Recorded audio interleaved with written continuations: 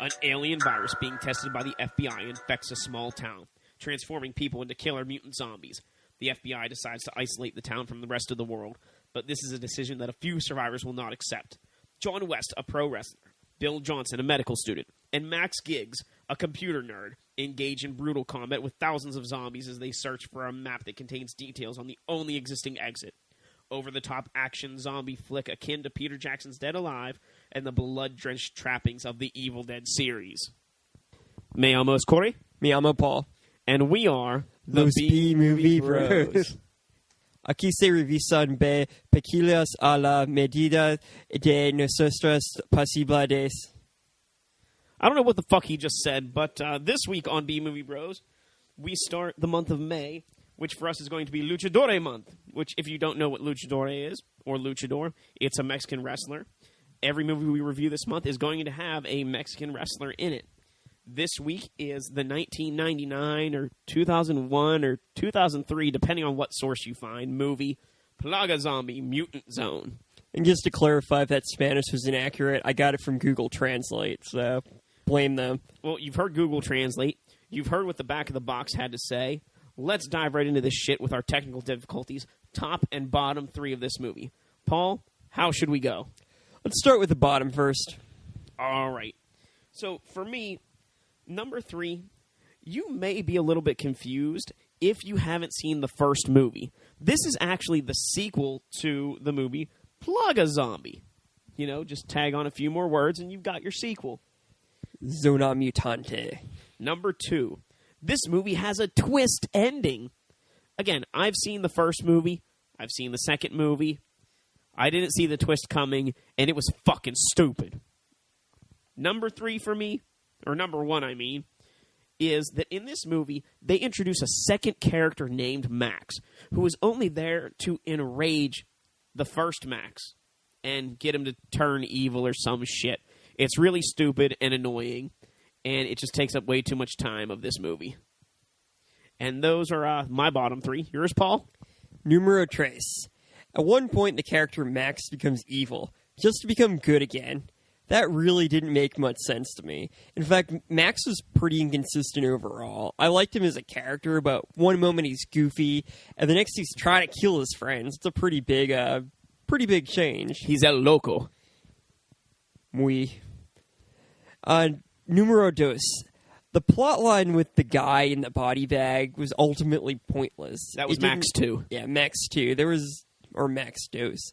There was really no point to even introducing that. It was just to show Max Uno killing the other one and becoming temporarily insane, I guess. And numero uno, I didn't understand exactly what the difference between the zombies and the humans was. The zombies were more durable and less reasonable to an extent. However, they were still able to run and speak and reason things out, so they really weren't that much different from the humans. They were just caked in a bunch of makeup. Pretty much. Well, how about the top 3? For me, number 3, the action in this movie was so bad that it was just so good. It was done poorly. The effects were cheap. But for this movie, how it looks and how it was made, it's just lovely. I enjoy it, and it looks spectacular. Number 2, the zombies are very unpredictable. You know, you may not have liked it, but I liked seeing that unpredictability. Is this zombie a smart zombie? Is it a stupid zombie? Is it going to use its intestines to blow diarrhea all over you? You know, you never know what you're going to get, and it keeps the movie that much more alive. But there was no actual rules to the zombies. They were just zombies because they called them zombies, basically. Yeah, they just wanted a reason to blow shit up. Can't argue that. And number 1, there's a song in this movie, a song and dance number, that has to do with John West. And it's about John West being this champion wrestler. And it's just so fucking catchy. And I can't keep it out of my head. And it just goes, John West, lo señor, John West. And it like John repeats West. that a bunch of times. And it's got some other stuff, you know, his arms are made out of steel and his legs of titanium, and he beats bad guys and all kinds of crazy shit.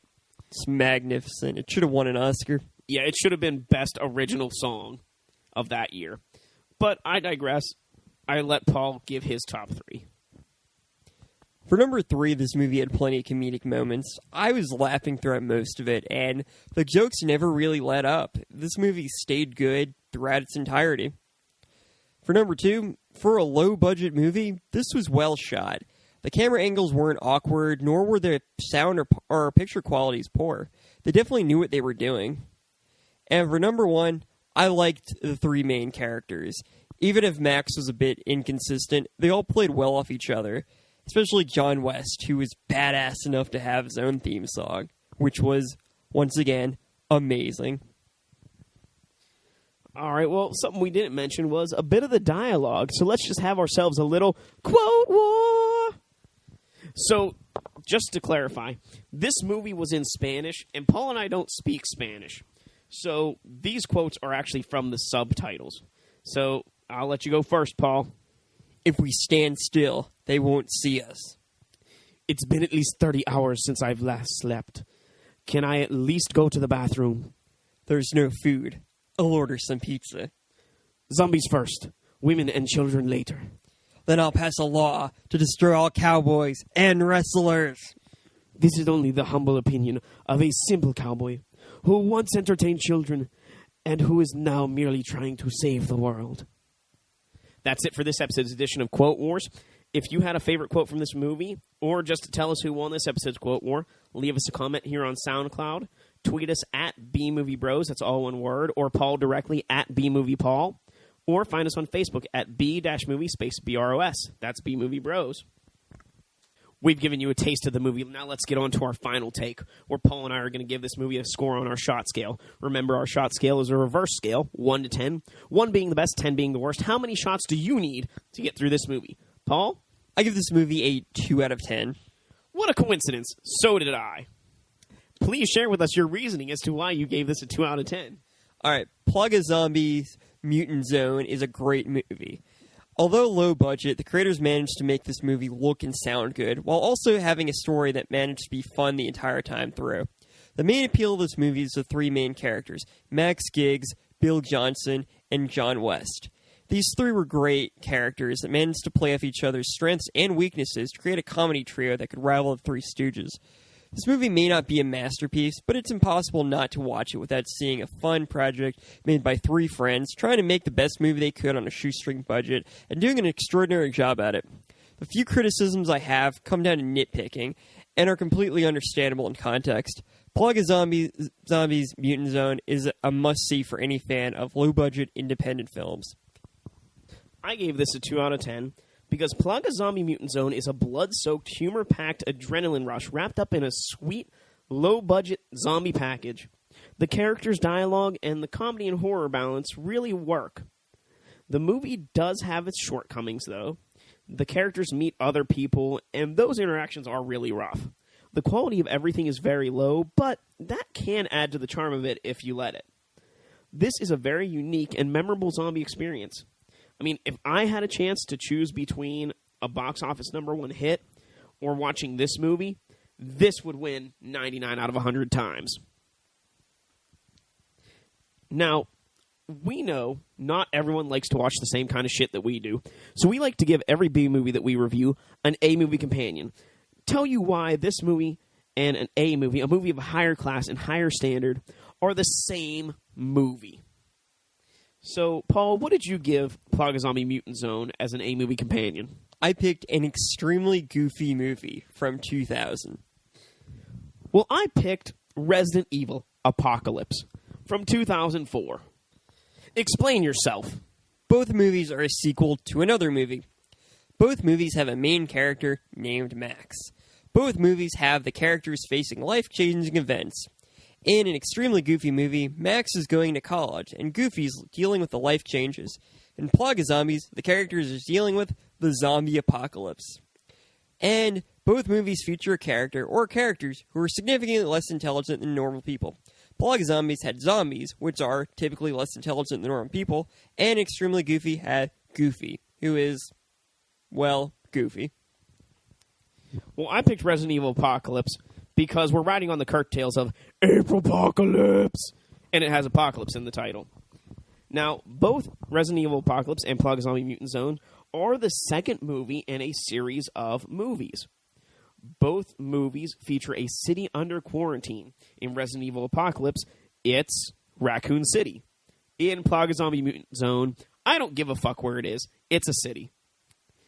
Both movies feature zombies. And in both movies, the reason the city is quarantined is a government cover-up or corporate cover-up of some bad shit that they did that's gone wrong. And that's why Resident Evil Apocalypse is just an A-movie version of Plaga Zombie Mutant Zone. I think Plaga Zombie just took place in some neighborhood, like a cul-de-sac. Or like 3 houses. The quarantined neighborhood. The Quarantined Quartet. Now, in case you want to get our voices out of your heads or have a little fun watching this movie, we're going to tell you how to drink away the flick. Drink away the flick. Come on and grab your drink. Let's drink away the flick. Where we're going to give you some drinking games for this movie. First me, then Paul. Number 1. Whenever the main characters meet another person, take a drink. Number 2. Every time Lollipop Zombie shows up, take a drink. Number 3. When John West's song and dance number comes up, finish your drink. Number 4. Anytime a human is killed, take a drink. And number 5, because it's a Luchador month, every time a luchador's name is mentioned or said, take a drink. Every time a zombie talks, take a drink. Every time government officials are shown, take a drink.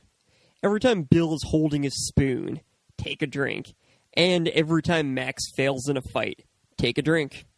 And those are your ways to drink away this flick. Don't forget to join us next week as we continue Luchador Month with Jesus Christ Vampire Hunter from 2002. Now, if you have any more comments on this movie, suggestions, things that you want to watch or talk to us about, tweet us at BMovieBros, all one word. Leave us a comment here on SoundCloud. Find us on Facebook at B-Movie, space B-R-O-S, that's B-Movie Bros. Or tweet Paul directly at B-Movie-Paul. For anything in the Pittsburgh area which we're from, check out our friends over at riversedgepgh.com. Until next time, friends, be brave, be alive, be back next week.